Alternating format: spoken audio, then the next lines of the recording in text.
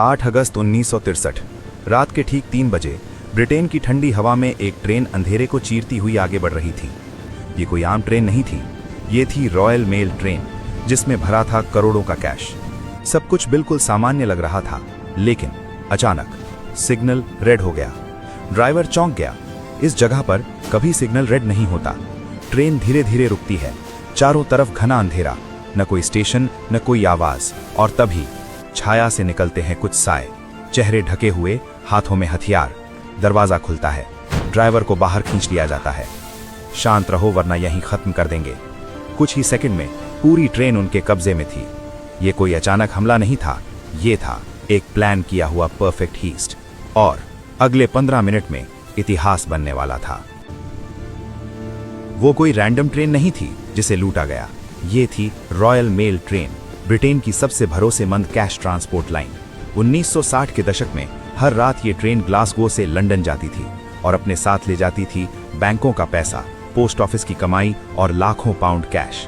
सबसे हैरान करने वाली बात, इसमें भारी सिक्योरिटी नहीं होती थी, क्योंकि किसी को शक ही नहीं था कि कोई इस ट्रेन को टारगेट करेगा। न कोई गार्ड, न कोई हथियार बंद सुरक्षा, बस कुछ कर्मचारी जो सफर के दौरान ही नोटों को सॉर्ट करते रहते थे।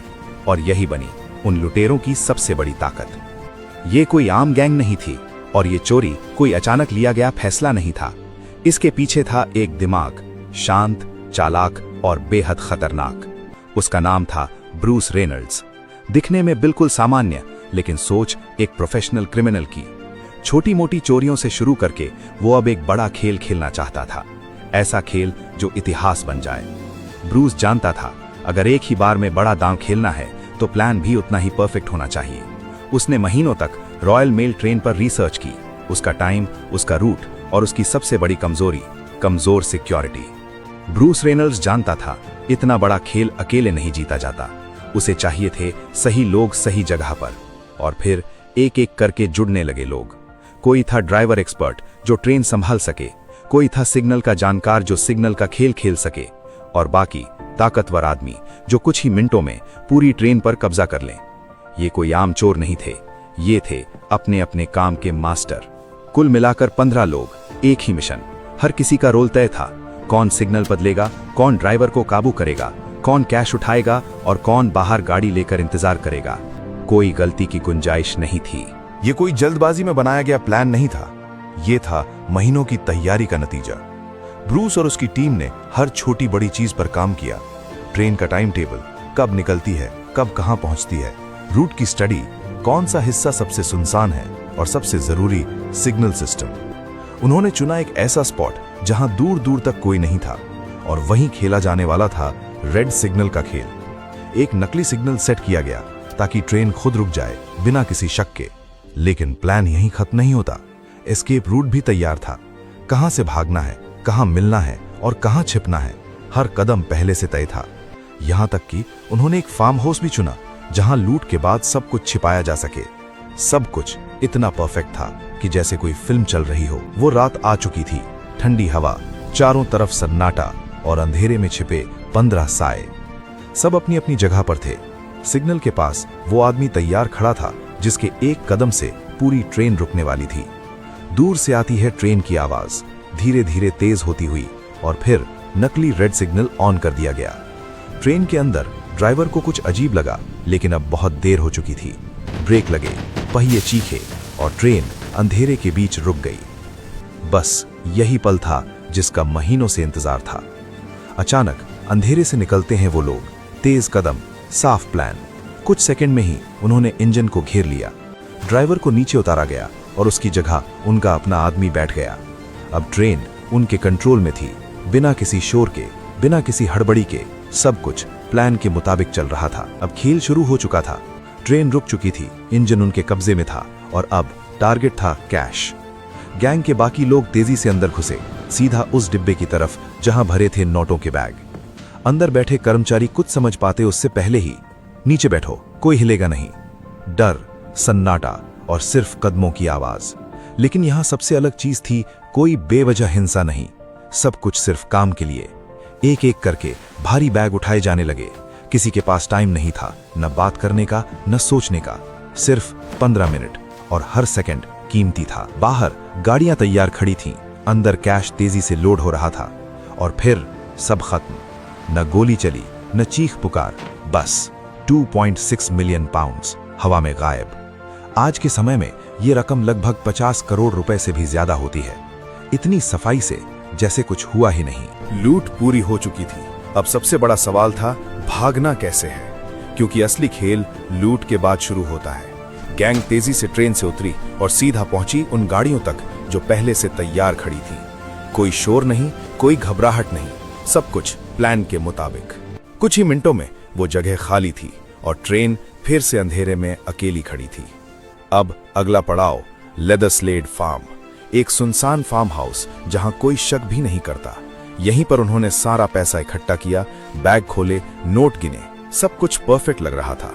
लेकिन यहीं पर हुई सबसे बड़ी गलती। उन्होंने सोचा कुछ दिन यहीं रुक जाते हैं, आराम से, बिना जल्दबाजी के, और यही फैसला उनके लिए खतरा बन गया।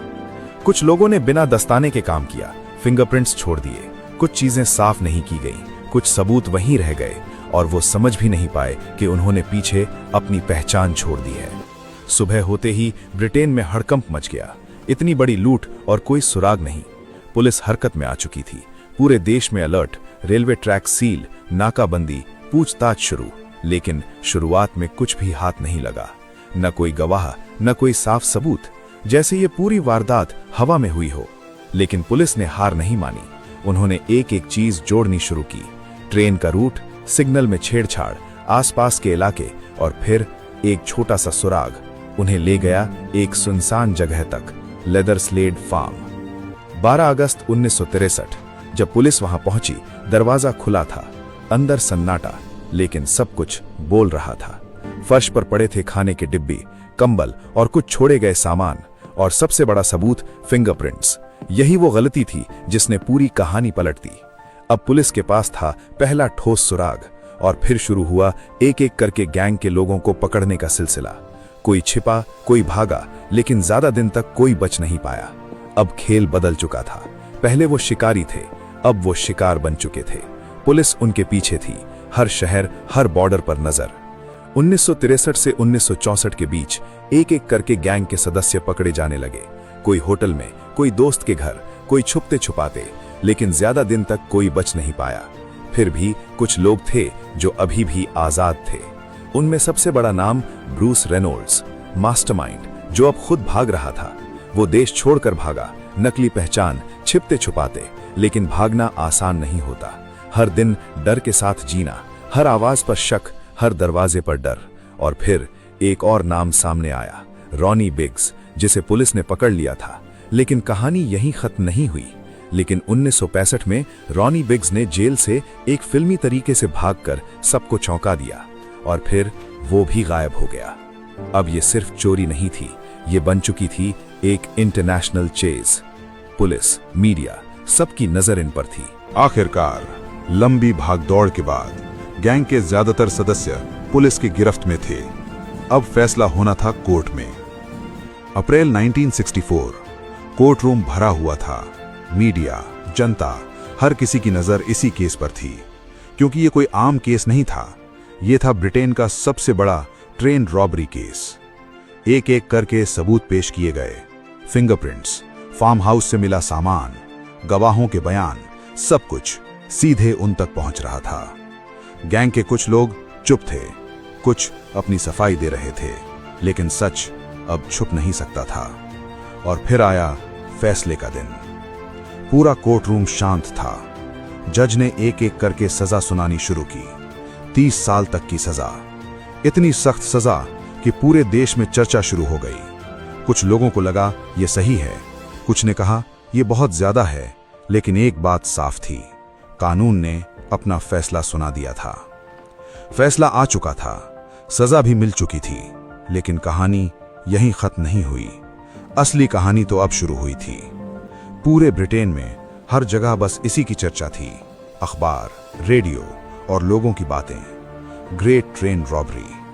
लेकिन हैरानी की बात यह थी, लोग डर नहीं रहे थे, बल्कि इंप्रेस हो रहे थे, क्योंकि ये कोई साधारण चोरी नहीं थी। बिना गोली, बिना खून, इतनी बड़ी लूट।